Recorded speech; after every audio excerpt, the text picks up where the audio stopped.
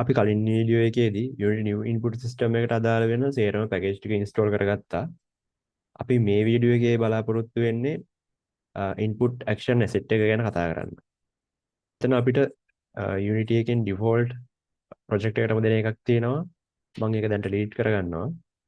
ඒක වෙනුවට මම අලුත් input action asset එකක් හදා ගන්නවා. මම මුලින්ම folder එකක් හදනවා inputs කියලා. මේක ඇතුළට ගිහිල්ලා මම මේ project window එක ඇතුළෙම right click කරලා create වල input actions කියලා එකක් තියෙනවා. ඒක දුන්නාට පස්සේ මම මේක මුලින්ම rename කරගන්නවා player input actions කියලා. අපිට මේක double click කරලා open කරගන්න පුළුවන්. එහෙම නැත්නම් මෙතන edit asset වලින් open කරගන්නත් පුළුවන්. මේක open වුණාට පස්සේ අපිට action map actions action properties කියලා කොලම් තුනක් පෙන්නනවා.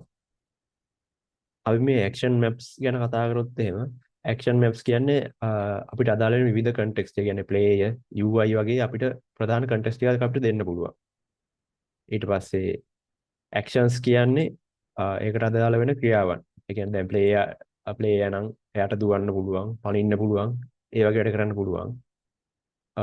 UI එකේ නම් උඩට පහළට ඊට පස්සේ අර බටන් අතර හුවමාරු වෙන එක තමයි එකෙන් කරන්නේ.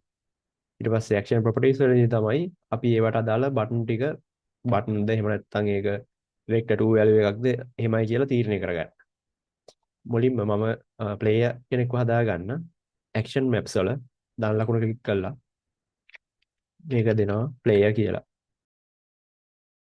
actions වල එතන තියෙන දාන ලකුණ ක්ලික් කරලා අලුත් එකක් එනවා. ඒකට අපි දෙනවා move කියලා. ඊට පස්සේ අපි තව එකක් හදාගමු. ඒකට දෙනවා jump කියලා. මේ තමයි player අදාළ කරන action දෙක. අපි jump එක බැලුවොත් එහෙම jump එකට ඕන බටන් එකක්. මේ jump කියන action එක උඩ තියෙන ධන ලකුණ ක්ලික් කරනවා. මේකේ add binding කියන එක ඔබනවා. එතකොට අපිට මේ වගේ bind කරන්න එකක් එනවා. මේ bind no binding කියන එකට ගිහිල්ලා ඊට පස්සේ එනවා binding properties වල path එකක් තෝරන්න. මේක අපිට පුළුවන් gamepad වල තියෙන ඒවා ඊට පස්සේ mouse එකේ input keyboard එකේ input වගේ දේවල් සේරම ගන්න පුළුවන්. මේක දැන් මම PC එකට හදන හින්දා මෙතන listen කියන එක උඩ ක්ලික් කරලා keyboard එකේ space button එක ඔබනවා. එතකොට මේ විදිහට space එක පෙන්වනවා. මට එතකොට ඒක දෙන්න පුළුවන්. ඊට පස්සේ දැන් movement වලට අදාළව මේකේ පෙන්වන්නේ button. මට බටන් වලින් දෙන්න පුළුවන් සාමාන්‍යයෙන් මේ වගේ එක බටන් එකක් එහෙම නැත්නම් පොසිටිව් නෙගටිව් විදිහට විතරයි. ඒකෙන් හින්දා මම මේ move කියන එක උඩ ක්ලික් කරලා ඊට පස්සේ action properties වල මේ action type එකේ button කියන එක value එකට වෙනස් කරනවා. ඊට පස්සේ control type එක මම දෙනවා vector 2. දැන් මෙතන ආයතනයක් දැන් ලකුණ ක්ලික් කරොත් එහෙම ඕගලන්ට add up down left right composite කියන එකක් පෙන්නනවා. අපි ඒක දුන්නාට පස්සේ අපිට එනවා vector 2 එකක්. vector 2 එකේ up down left right key assign කරන්න තියෙන්නේ දැන්. මම මෙතන up එක ක්ලික් කරලා path එක උඩ listen එක ක්ලික් කරලා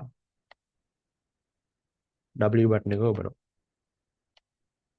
මේ වගේ අනිත් ඒවාටත්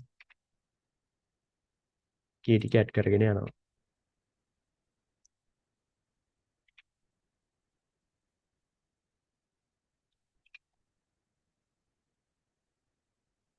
අපිට පුළුවන් තව vector 2 එකක් හදලා ඒක arrow keys වලට දෙන්න. ඒකට කරන්න තියෙන්නේ මේ listen කියන එක එවුවා.